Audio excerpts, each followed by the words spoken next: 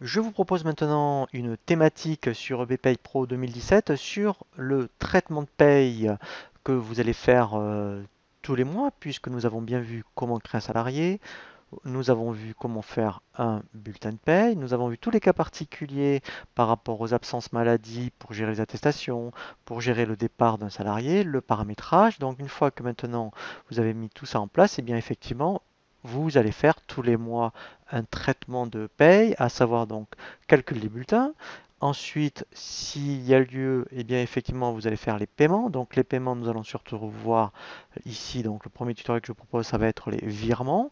Et ensuite, nous verrons donc un tutoriel sur tout ce qui est état, donc état de paye à faire tous les mois. Et nous terminerons cette thématique du traitement de paye par le transfert en comptabilité. Donc c'est pour ça qu'ici je vous ai mis par rapport au menu salarié l'Open Guide, parce que là effectivement vous voyez on a toute la trame, hein. Donc on crée les salariés, on fait les bulletins de paye et on termine par les virements des salaires. Donc en fait, pour bien faire les virements des salaires, il y a deux choses à faire. Alors ça paraît évident, mais je préfère quand même vous l'indiquer.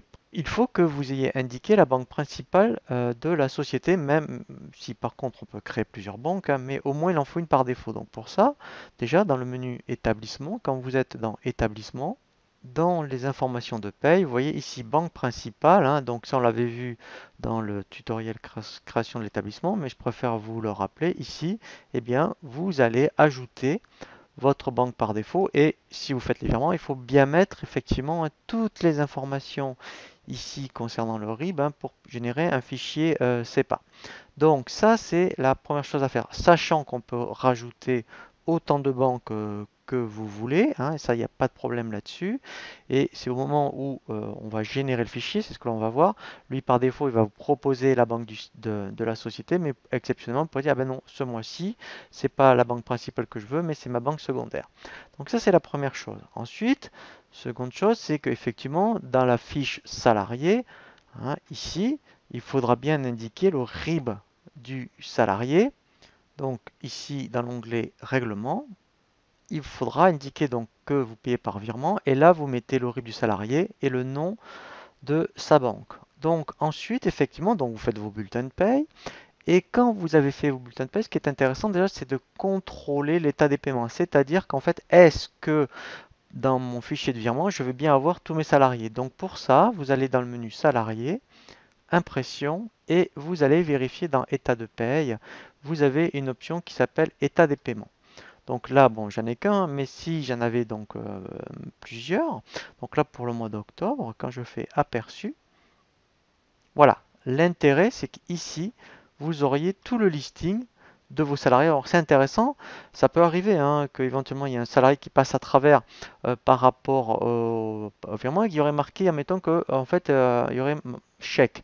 Donc au moins ça vous permettrait de contrôler si eh bien effectivement vous avez mis bien le virement pour le salarié. Et ce qui est intéressant, c'est comment vous avez, surtout des fois ça arrive, hein, vous éditez ce document et vous allez peut-être saisir hein, directement sur le site de votre banque les nets à payer vos salariés. Donc vous pouvez vous servir de ce document. Donc si ensuite vous voulez aller plus loin, on peut générer un fichier de virement avec EBP Pay.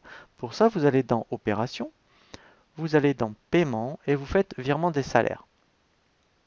Donc là, on fait Ajouter.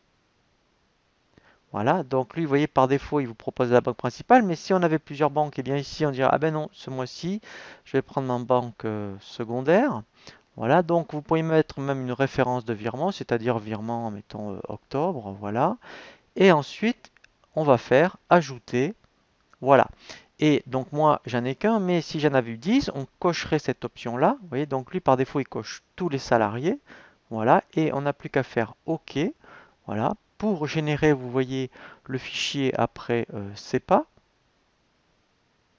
Voilà, donc là, vous voyez, il me génère un fichier XML, hein, donc que je mets sur le bureau. Donc là, voilà, et là, vous voyez, il m'a généré un fichier CEPA, donc qui est disponible sur le bureau, et je n'ai plus qu'après à l'envoyer à ma banque. Vous voyez, donc c'est relativement facile à mettre en place, hein, donc quand on a bien pensé à tout mettre dès le début, banque principale, banque au niveau du salarié, Voilà, après, effectivement, hein, on peut générer des fichiers de virement très facilement. Voilà, donc ça c'est le premier tutoriel que je vous propose dans la thématique traitement de paye. Maintenant, on va voir un second tutoriel, effectivement, hein, puisque après avoir fait donc les virements, on va voir toute la partie état de paye.